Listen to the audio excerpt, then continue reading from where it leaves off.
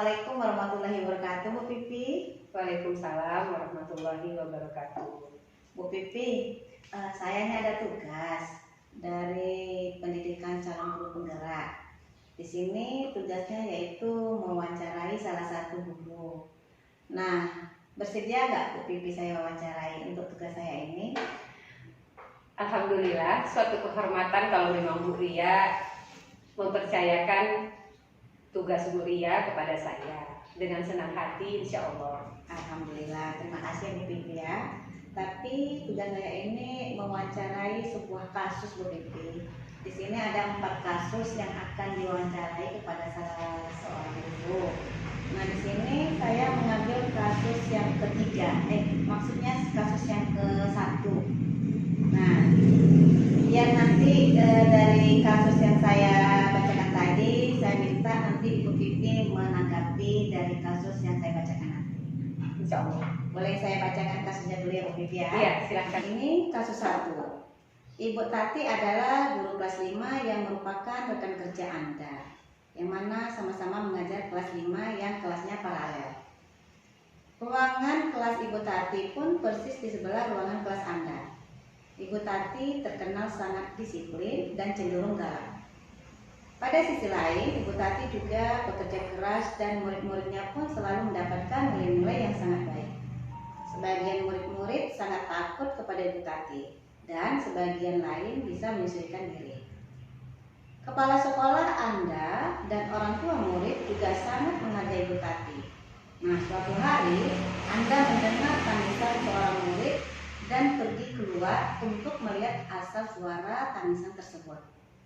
Anda melihat seorang murid perempuan kelas 5 sedang berlutut di atas bebatuan sekolah yang sangat panas hari itu, menghadap di depan pintu kelas Ibu Tati.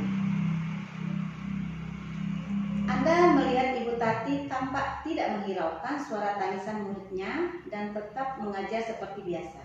Namun, Anda bisa melihat bahwa beberapa murid di kelas Ibu Tati mencoba untuk mencuri pandangan keluar kelas melihat temannya yang sedang menangis dan berlutut di terik matahari.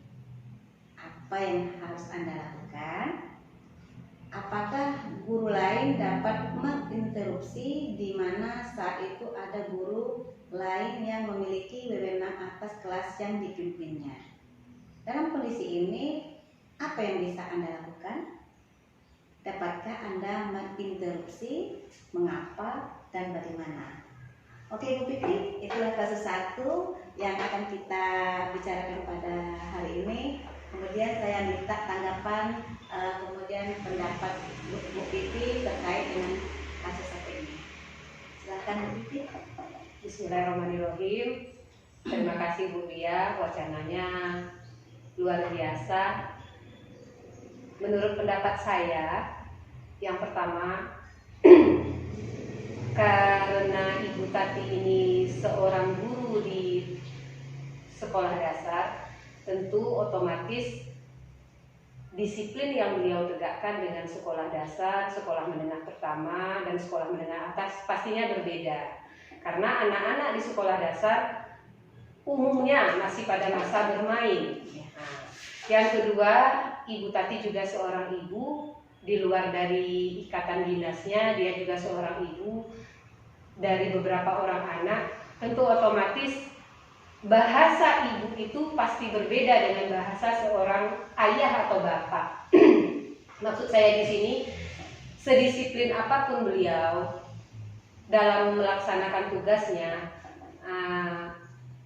saya berharap dia tidak menghilangkan naluri keibuannya. Ketika anak berbuat salah dengan anak sampai menyembah, memohon di atas batu untuk dimaafkan, saya rasa itu sudah bisa dimaafkan, atau menukar jenis sanksi dengan yang lainnya yang tidak berakibat pada fisiknya. Secara tidak langsung dari teks tadi dijelaskan cuaca dalam keadaan panas, otomatis naluri seorang ibu pasti takutnya anaknya demam atau seperti apa. Kita bisa mengganti sanksi itu dalam bentuk yang lain. Itu yang pertama. Yang kedua, sebagai teman sesama pengajar di sebelahnya, saya punya kewajiban untuk mengingatkan beliau tentang hukuman yang dia berikan, apalagi sekarang ada perlindungan terhadap anak-anak didik kita. Jadi menurut saya seperti itu, disiplin tetap ditegakkan, tetapi dengan tidak mengganggu atau mempengaruhi fisik anak. Oke, Bu Pipi, jadi terkait dari Ibu Tati ini ada kata-kata cenderung galak. Nah, itu bagaimana menurut Bu Pipi? Cocok nggak seorang guru memakai kata galak itu?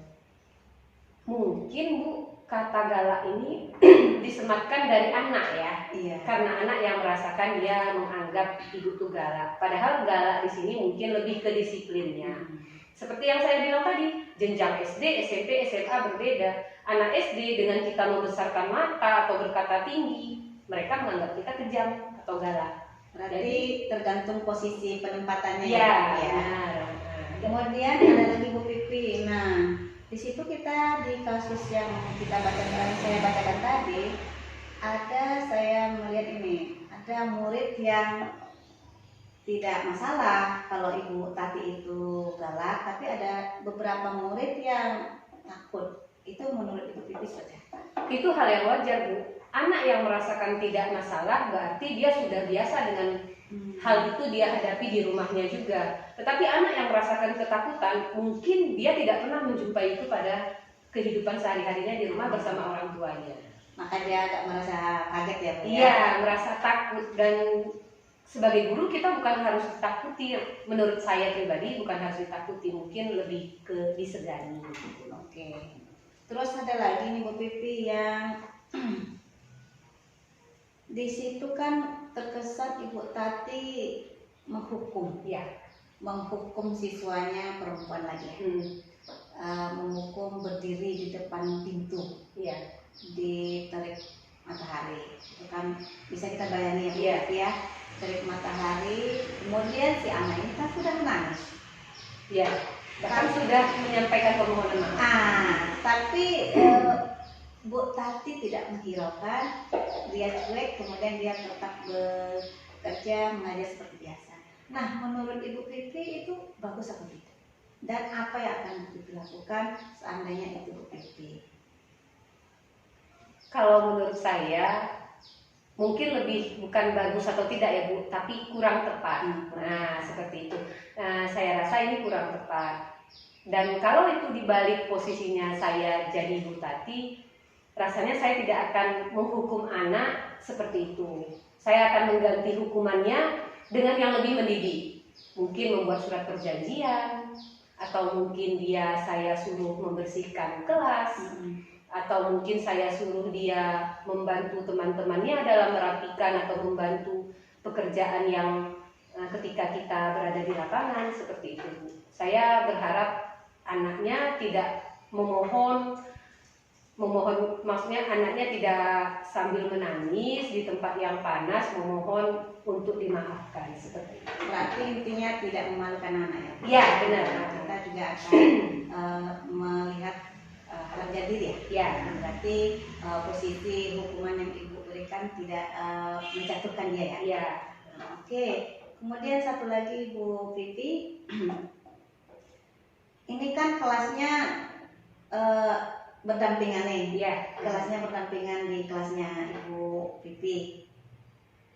Bagaimana perasaan Ibu Pipi melihat Ibu Tati yang cenderung seperti itu, kemudian selalu mungkin menghukum anaknya seperti itu?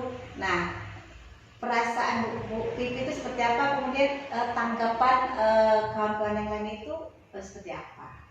Apakah kalau seandainya melalui Bu Pipi berkata itu tidak bagus, nah apa yang akan Bu Pipi lakukan kepada Bu Tati tersebut?